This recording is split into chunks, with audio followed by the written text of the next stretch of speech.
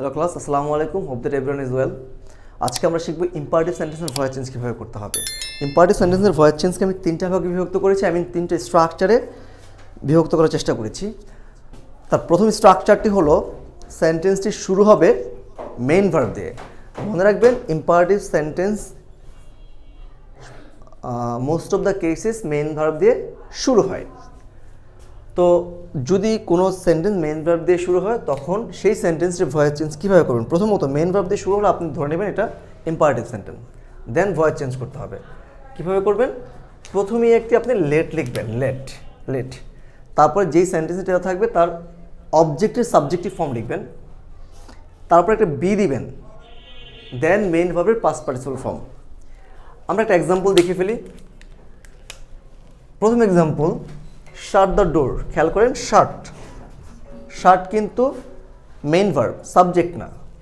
দেন ডোর হলো অবজেক্ট, এটা হলো মেইন ভার্ব, দেন হলো অবজেক্ট।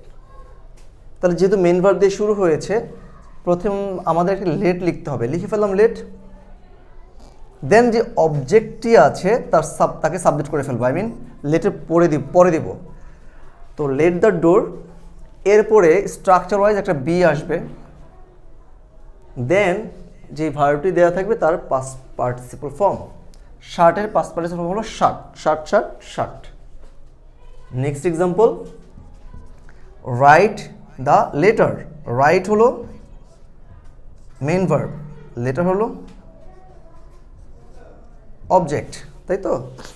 ওকে, এখানেও একইভাবে লেট আসবে প্রথমেই, তারপর যে অবজেক্ট আছে তাকে লেটের পরেই বসাই দিতে হবে। তাহলে লেট দ্য লেটার, এরপরে একটা বি আসবে, বি, দেন রাইটের past participle form written, write, wrote, written. আপনাদের একটা জিনিস মনে রাখতে হবে, ইম্পারেটিভ সেন্টেন্সকে পেসিভ করার সময় সব সময় এক্সট্রা একটা বি আসবে, অলওয়েজ এক্সট্রা একটা বি আসবে। এই বিটা থাকবেই, এই বিটা আসবেই, অলওয়েজ আসবে, ঠিক আছে? পরবর্তী দুটো রুলস আপনারা দেখতে পাবেন।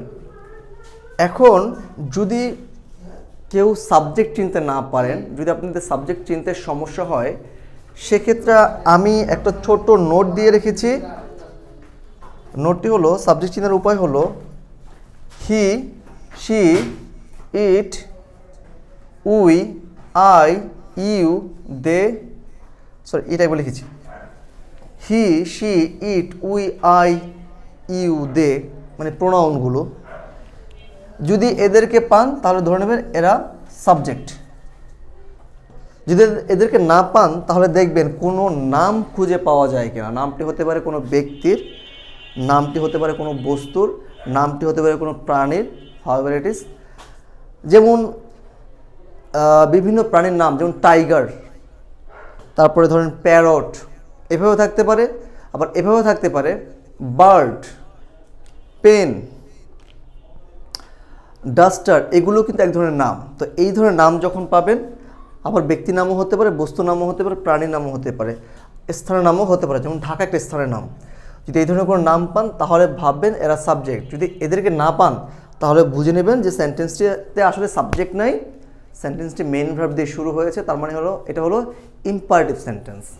খেয়াল করেন, শার্ট কিন্তু কোনো ব্যক্তি, বস্তু বা স্থানের নাম না, তার মানে হলো সে ইম্পারেটিভ সেন্টেন্স।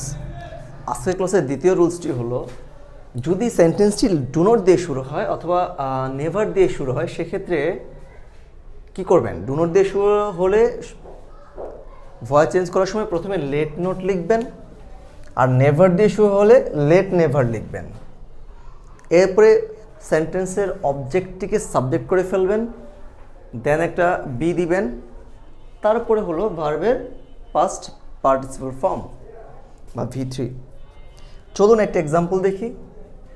এখানে আছে do not write the letter. Do not write the letter, তার মানে হলো ডু নট দিয়ে শুরু হয়েছে। আমি প্রথমে কি করব? লেট নট লিখব, লিখে ফেলেছি। এরপরে কাজ হলো সেন্টেন্সের অবজেক্টকে সাবজেক্ট করে ফেলবো। তার অবজেক্ট ছিল দ্য লেটার, ঠিক কি না? দেখেন, লেট নোটের পরেই আমরা দ্য লেটার লিখে ফেলেছি। তাহলে লেট নোট দ্য লেটার। এরপরে স্ট্রাকচারে বি আসবে, লিখলাম বি, দেন রাইটের পাস্ট পার্টিসিপল ফর্ম হলো রিটেন, WRITTEN, রিটেন। চলুন দ্বিতীয় এক্সাম্পলটা দেখি। Never do this, object, this হল অবজেক্ট, ঠিক আছে, নেভার দিয়ে শুরু হয়েছে। তো নেভার দিয়ে শুরু হলে আমাদের প্রথম কাজ হলো লেট নেভার লেখা, লেট নেভার লিখে ফেললাম। এরপর অবজেক্ট ছিল দিস, এই তো this, sorry this, late never this. এবার স্ট্রাকচারের বি লিখলাম বি, ডুয়ের পাস্ট পার্টিসিপল ফর্ম হলো ডান। আমার আজকের ক্লাসের লাস্ট রুলস, 3 নম্বর রুলসটি হলো ভার্বটি শুরু হবে, সেন্টেন্সটি শুরু হবে লেট দিয়ে। তো লেট দিয়ে যখন একটা ইম্পারেটিভ সেন্টেন্স শুরু হয় তখন তার স্ট্রাকচারটা কেমন হয় দেখেন। লেট থাকবে, আপনি লেট লিখবেন, লেট লেখার পরে দেখবেন ওই সেন্টেন্সের একটা অবজেক্ট দেওয়া আছে, সেই অবজেক্টটাকে আপনি সাবজেক্ট করে ফেলবেন, অবজেক্টটিকে আমরা সাবজেক্ট করে ফেললাম।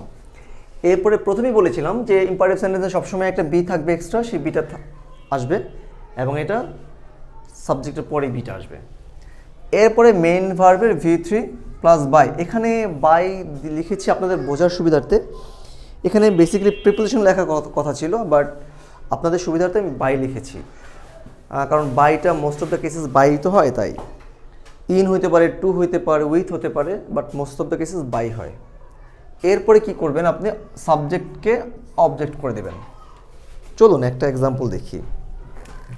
প্রথম এক্সাম্পল ছিল let me do the work. দেখেন লেট দিয়ে সেন্টেন্স শুরু হলো, লেটের পরে অবজেক্টিভ ফর্ম রূপে আছে, বাট এটা সাবজেক্ট, ঠিক আছে, এটি হলো সাবজেক্ট। তারপরে দেখেন মেইন ভার্ব এরপর আছে অবজেক্ট। আমাদের প্রথম কাজ হলো লেটকে লেট লিখে ফেলবো, লিখে ফেললাম লেট, তারপর অবজেক্টকে ধরে লেটের পরে বসায় দিলাম, তা লেট দ্য ওয়ার্ক। এরপরে সূত্রের বি, দেন ডুয়ের পাস্ট পার্টিসিপল ফর্ম হলো ডান, লিখলাম ডান। এরপরে যে সাবজেক্ট আছে তার অবজেক্টিভ ফর্ম, এই তো বাই মি, লাস্টে বাই মি। চলুন সেকেন্ড এক্সাম্পলটি দেখি। দ্বিতীয় এক্সাম্পল ছিল let them play football, let them play football, let ছিল, লেট লিখলাম। এই সেন্টেন্সের যে অবজেক্ট সে হলো ফুটবল, লেটের পরে আমরা ফুটবলকে বসায় দিলাম, দেন সূত্রের বি আসবে, লিখলাম বি। এরপরে প্লের পাস্ট পার্টিসিপল ফর্ম হলো প্লেড, এই তো প্লেড। তারপর ওই যে বাই, এই বাই। দেন কি হবে, লেটের পরে যে সাবজেক্ট দেওয়া ছিল সেই সাবজেক্টটা বসাবো, এই যে দেম ছিল, দেখেন বাই দেম। এই তো ইম্পারেটিভ সেন্টেন্স শেষ। ইম্পারেটিভ সেন্টেন্স কিন্তু খুবই ইজি, মাত্র 3টা রুলসের মধ্যে ইম্পারেটিভ সেন্টেন্সের ভয়েস শেষ হয়ে যায়। আশা করি ইম্পারেটিভ সেন্টেন্সের ভীতি কেটে যাবে আজকের ভিডিওটি দেখার পরে।